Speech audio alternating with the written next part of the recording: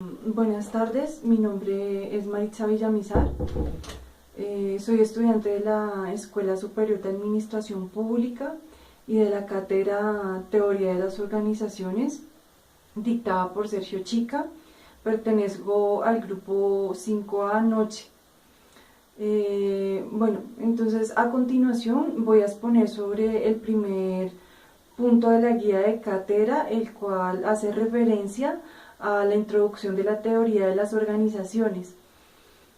Para eso voy a basar mi exposición en las lecturas sugeridas por el profesor Sergio Chica, digamos, para desarrollar este tema. Entonces ya dando inicio con la exposición,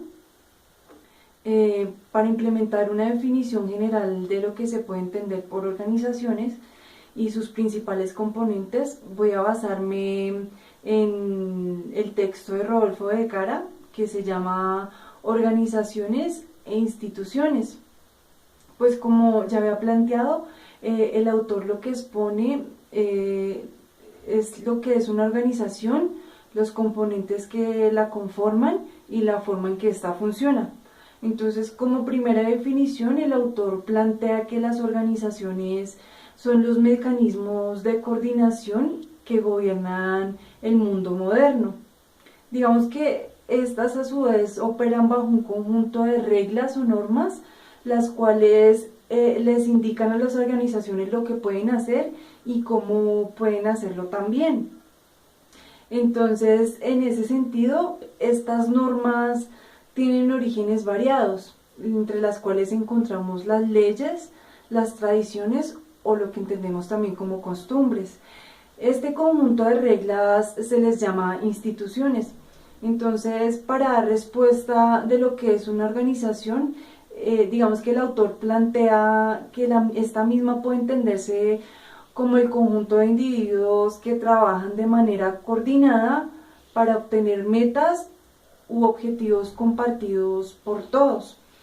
Digamos que asimismo las organizaciones se caracterizan pues porque existe una división del trabajo en donde cada miembro de la organización se especializa en una actividad particular. Estas actividades pueden ser administrativas, técnicas, directivas u operativas.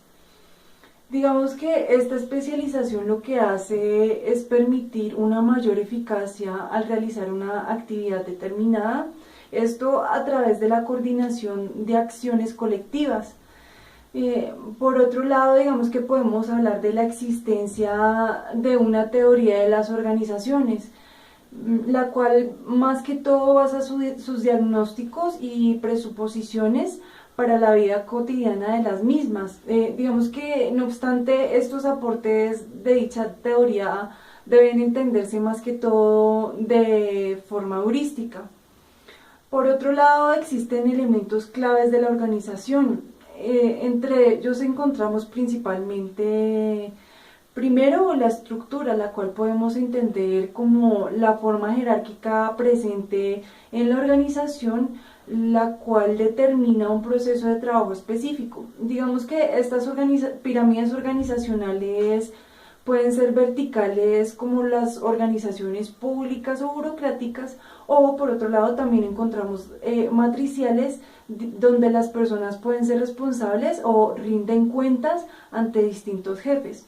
Otro elemento a tener en cuenta es el factor humano. Este factor refiere a la subjetividad misma de las personas que conforman la organización y le dan vida. Digamos que de ello se compone la subjetividad de los individuos, como por ejemplo sus personalidades, sus habilidades, sus simpatías, sus ideologías y digamos que otros elementos que son intrínsecos de los sujetos.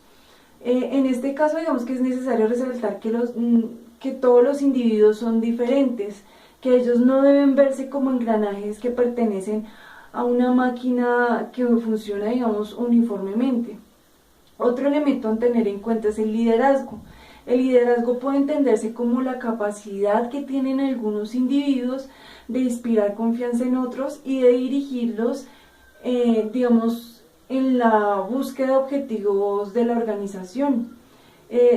la autoridad del líder no se da a partir de las reglas o de la autoridad jerárquica, sino que hace referencia a la personalidad y las habilidades innatas del individuo.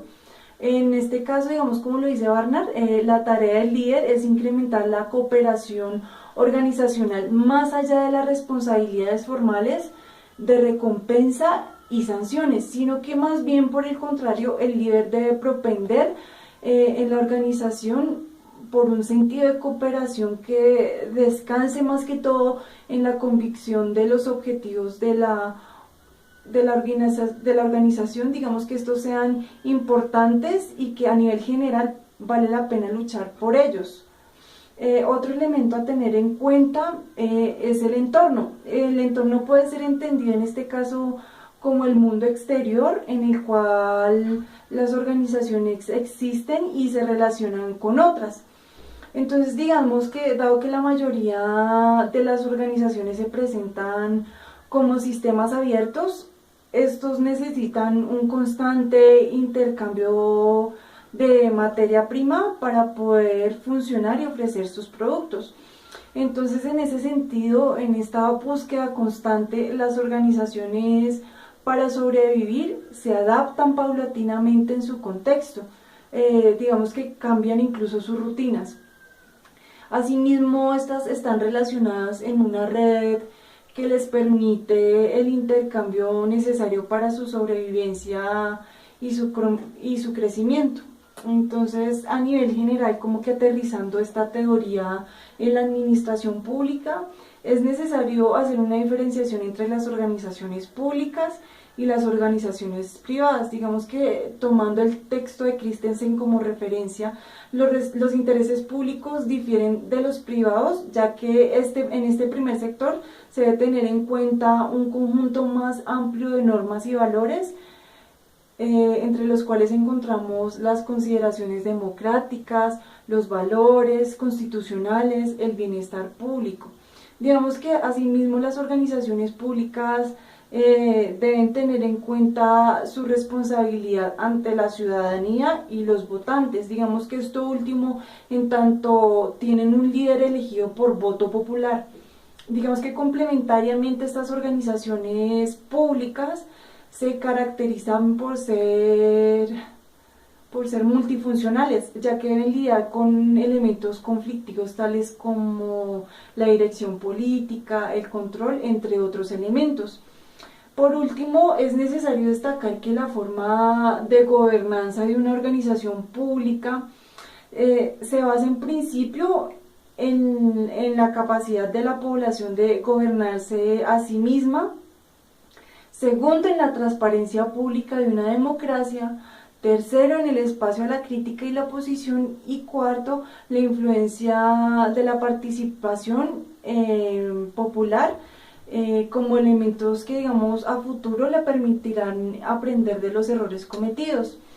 Digamos que complementando, los administradores públicos actúan en un contexto organizacional. Digamos que hay que entender estos últimos como todos aquellos individuos que cumplen primero responsabilidades públicas, aplican leyes y ejercen un cargo público. Estos se enfrentan a decisiones, primero, que afectan la vida de las personas. Segundo, se toman en nombre del pueblo. Digamos que tercero, también emplean recursos públicos. Entonces, la administración pública es la ocupación de todos aquellos que actúan en nombre del pueblo y cuyas acciones tienen consecuencias o repercusiones para los individuos y para los grupos sociales. Entonces, en este caso, las decisiones que toman los administradores públicos son respuestas a problemáticas. Digamos que estas respuestas constan de dos partes. Primero, la política o las líneas de acción a seguir y la administración de tal política. Entonces, existen por ende dos tipos de problemas a los que se enfrentan los administradores públicos.